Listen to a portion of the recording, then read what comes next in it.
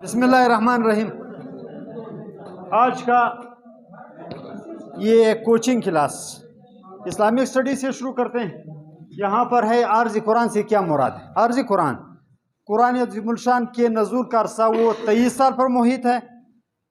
23 سال کبھی یہ اپروکسیمیٹلی تقریباً 23 سال کے عرصے میں نازل ہوا۔ آپ اس کو اپروکسیمیٹلی نہیں لے بلکہ اس کا ایگزیکٹ فگر لکھیں۔ وہ آپ کا 22 سال 5 ماہ اور 14 دن ہے۔ 22 سال 5 ماہ اور 14 دن مکمل قرآن عظیم الشان 22 سال 5 ماہ اور 14 دن میں نازل ہوا، جبکہ اس کے اپروکسیمیٹلی تقریباً پیریڈ کے لیے ہم اس کو 23 سال کا عرصہ دیتے ہیں۔ 23 سال میں 13 سال وہ مکہ لائف یا مکی زندگی یا مکی صورتیں، جبکہ 10 سال آپ کی مدنی صورتیں یا حضور صلی اللہ علیہ وسلم کی مدنی زندگی۔ یعنی عارض قرآن سے کیا مراد ہے؟ عارض کہتے ہیں زمین کو، قرآن کی زمین۔ تو قرآن کی زمین وہ آپ کی نجد و حجاز یا سعودی عرب کی زمین ہے۔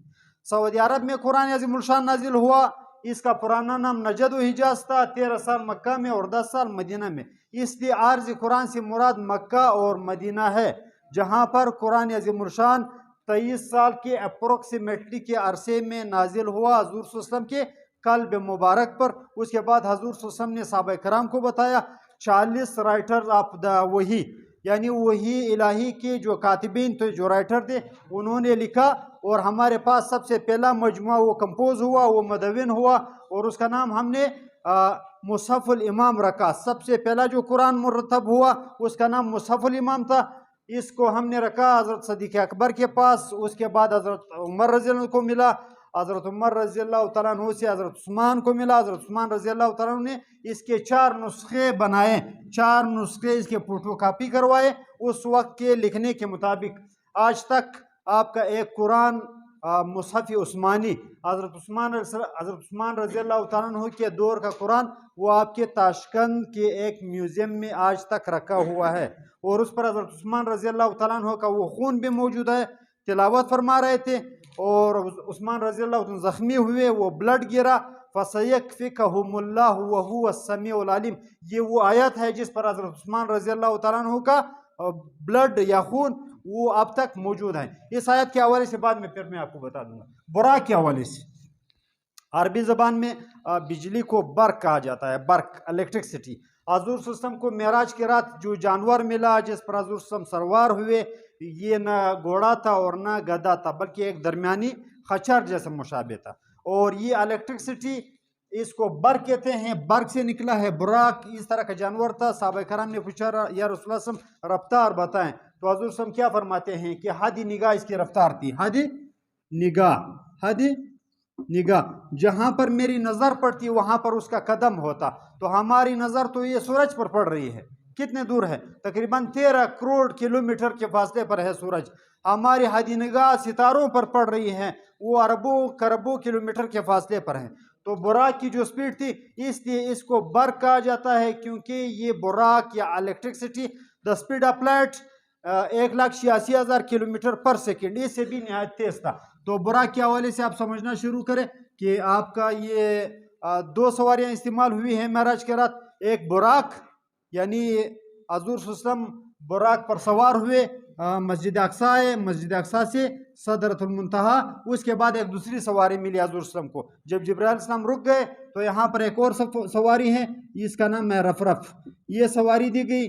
اس سواری کو استعمال کرتے ہوئے حضور صلی اللہ علیہ وسلم اللہ تعالیٰ کے ساتھ بالمشافہ ملاقات کی۔ وقاب قوسین او ادنا، اللہ اور اللہ کے رسول اتنے قریب ہو گئے، وقاب قوسین، جتنے قوس قزا کے درمیان فاصلہ ہوتا ہے، قوس جس کو آپ قوس کہتے ہیں۔ صوفہ اکیڈمی ہے، تاریخ اسلام کی سب سے پہلی یونیورسٹی ہے، جس کے ابتدائی طالب علم وہ جو 80 سے لے کر 100 تک رہے ہیں، 80 سے 100 تک یہ طالب علم رہے ہیں، اور یہ صوف کا لباس پہنتے تھے، اون کا لباس پہنتے تھے۔ عربی زبان میں اون کو صوف کہا جاتا ہے، اس لیے اس اکیڈمی کو بھی صفا کا نام دیا گیا۔ کبھی کبھار اس اکیڈمی کے طلباء کے حوالے سے پوچھا جاتا ہے۔ حضرت ابو ہریرہ رضی اللہ تعالیٰ عنہ، حضرت ابو ذر غفاری رضی اللہ تعالیٰ عنہ، یہ وہ صحابہ کرام ہیں جو نہایت غریب تھے اور یہاں پر کھانا پینا بھی کھاتے تھے، اور حضور صلی اللہ علیہ وسلم کے दर्स व तदरीस से भी मुस्तफ़िद होते थे। इन लोगों को असहाब सुफ़ा कहा जाता है, और इस अकेडमी को जो चबूतरा है मस्जिद नबवी के सामने, इसको सुफ़ा अकेडमी या सुफ़ा की दरसगाह कहा गया है। अकरबाइन, कुरान अज़ीमुल शान में एक इस्तिलाह, एक टर्मिनोलॉजी इस्तेमाल हुई है कि हुज़ूर सल्लल्लाहु अलैहि वसल्लम सबसे पहले अकरबाइन को, अपने अकरबा को मुतल्ला फरमाए, अपने अकरबा को दीन की दावत दे। क्या मुराद है? इससे मुराद है करीबी अजीज़, करीबी रिश्तेदार। हुज़ूर सल्लल्लाहु अलैहि वसल्लम जब नबी बने, जब पहली वही नाजिल हुई, हुज़ूर सल्लल्लाहु अलैहि वसल्लम की उम्र 40 साल थी, रबीउल अव्वल की 12 तारीख थी, पहली वही नाजिल हुई। पहली वही के बाद 3 साल तक वही की आमद रुकी रही। इस अरसे को क्या कहा जाता है? इस अरसे को कहा जाता है दौर फितरत, स्टॉप वाले दौर फितरत, यानी वो अरसा जिसमें वही इलाही स्टॉप रही, वही नहीं आई। इस अरसे के बाद एक सूरत नाजिल हुई। इस सूरत में अल्लाह ताला ने फरमाया कि अभी करीबी जो आपके अजीज़ हैं, करीबी जो रिश्तेदार हैं, इनको डरा दीजिए, इनको डरा दीजिए।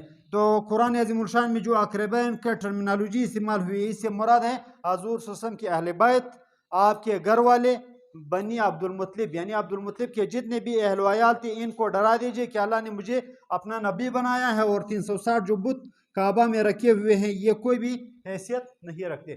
खुलफाए राशिदीन के हवाले से खलीफा और बादशाह में क्या फ़र्क होता है? खलीफा और बादशाह में, हेड ऑफ स्टेट या खलीफा, खलीफा अल्लाह के रसूल का नायब होता है, और पूरी कायनात की सिस्टम जो है वो खलीफा के हवाले कर दी जाती है। मसलन इसकी आप क्या मिसाल दे सकते हैं? इसकी मिसाल ये दे सकते हैं कि तमाम कायनात का निज़ाम हज़रत उमर रज़ी अल्लाह तआला अन्हु मदीना में मौजूद है, लेकिन आपकी आवाज़ हज़रत सारिया रज़ी अल्लाह तआला अन्हु वो सैकड़ों किलोमीटर दूर जो है वो सुन रहे हैं। या सारिया इलल जबल, ए सारिया पहाड़ की तरफ से आ जाइए। या सूरज निहायत तपिश बरसा रहा है, जब हज़रत उमर रज़ी अल्लाह तआला अन्हु गुस्से से सूरज को देखते हैं तो सूरज अपनी तपिश कंट्रोल कर लेता है। खलीफा रसूल का नायब होता है और रसूल अल्लाह का नायब होता है, इसलिए कायनात के सिस्टम जो है वो खलीफा के हवाले कर दिया जाता है। और खुलफाए राशिदीन वो लोग हैं, वो अच्छा एक आप इसमें ऐड कर दे, 2 साल हज़रत उमर बिन अब्दुल अजीज़ रहमतुल्लाह अलैह जो खलीफा हैं, इनके दौर को भी खिलाफत राशिदा में शामिल किया जाता है। इनके दौर को, और 30 साल हमारे 4 खुलफाए राशिदीन हैं, तो ये कुल हुए 32 साल। बाज़ उलमा इस 2 साल दौर को भी खुलफाए राशिदीन के दौर में शामिल करते हैं, क्योंकि ये भी सिरात मुस्तकीम पर रहे। राशिदीन से मुराद है वो लोग, वो बादशाह, वो खलीफा जो स्टेट वे पर रहे, जो सिरात मुस्तकीम पर रहे।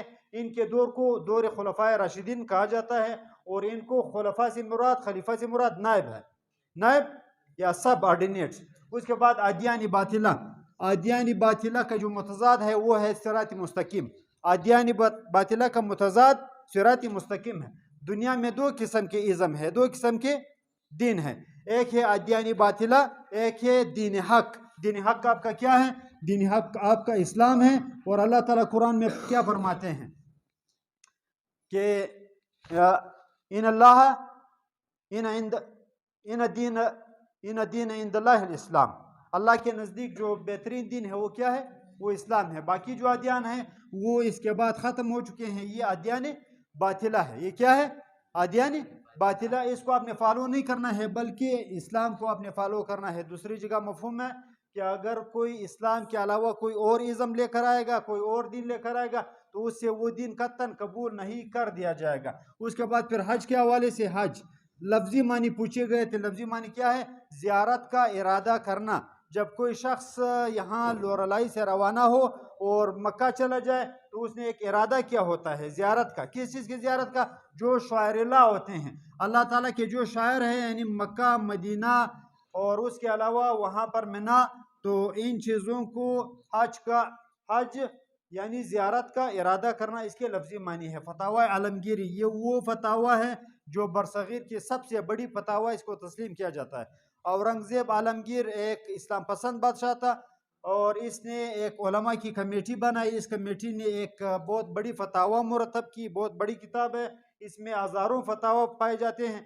फतावा से मुराद है फतवा, किसी चीज़ के शरई होने का जायज़ करार देना या नाजायज़ करार देना, ये फतवा कहलाता है। तो औरंगजेब आलमगीर के दौर में जो फतावा मुरतब हुए, मुदव्वन हुए, कंपोज हुए, इनको फतावा आलमगीरी कहा जाता है।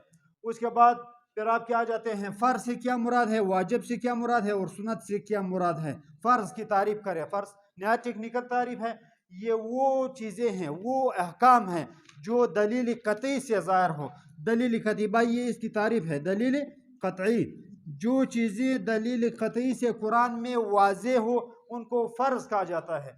जो चीज़ें दलील ज़नी से, ज़नी गुमान से, दलील ज़नी से साबित हो उनको वाजिब कहा जाता है। जबकि जो चीज़ें हजूर सल्लल्लाहु अलैहि वसल्लम से साबित हो उनको सुन्नत कहा जाता है। आप सल्लल्लाहु अलैहि वसल्लम के एक्टिंग और सेइंग को क्या कहा जाता है, वो सुन्नत के ज़मरे में आते हैं। उसके बाद इजमा है, किसी भी ज़माने में उलमाए वक्त का एक मसले पर मुत्तफिक हो जाना, किसी भी ज़माने में उलमाए वक्त का एक मसले पर मुत्तफिक हो जाना इजमा कहलाता है। जबकि आपका ये आखिरी जो है वो आपका कियास है। कियास से क्या मुराद है, किसी भी मसले का कुरान और हदीस की किसी मसले की हुर्मत या उसके शरई होना जो है किसी दूसरे मसले पर फिट किया जाना, वो कियास कहलाता है। मसलन इसके आप क्या दे सकते हैं, हजूर सल्लल्लाहु अलैहि वसल्लम के ज़माने में हेरोइन नहीं पाया जाता, हजूर सल्लल्लाहु अलैहि वसल्लम के ज़माने में चर्स नहीं पाया जाता, तो चर्स व हेरोइन हराम है या नहीं है, तो उसको हम कहाँ से लेंगे, उसको हम शराब की जो हुर्मत है वो इसको फिक्स कर देंगे चर्स और हेरोइन पर। वजह क्या है, शराब को क्यों हराम करार दिया गया, क्योंकि शराब में नशा पाया जाता है, तो हेरोइन और चर्स में भी नशा पाया जाता है। वो नशे की जो कैफियत है वो यहाँ पर चर्स और हेरोइन पर फिट करते हैं उलमा। तो इस निस्बत से हेरोइन और शीशा आपका जो मौजूदा नशा है, यानी ज़माने में नई चीज़ें आएंगी तो उसको शरई तौर पर सही या गलत हम किस तरह कहेंगे, हम कुरान और हदीस और इजमा इन चीज़ों को इज्तिहाद को करते हुए इस पर कयास करेंगे और एक मसले का हल निकालेंगे। मसले की इस हल निकालने को कयास कहा जाता है। आज आपके लेक्चर में बस इतना ही।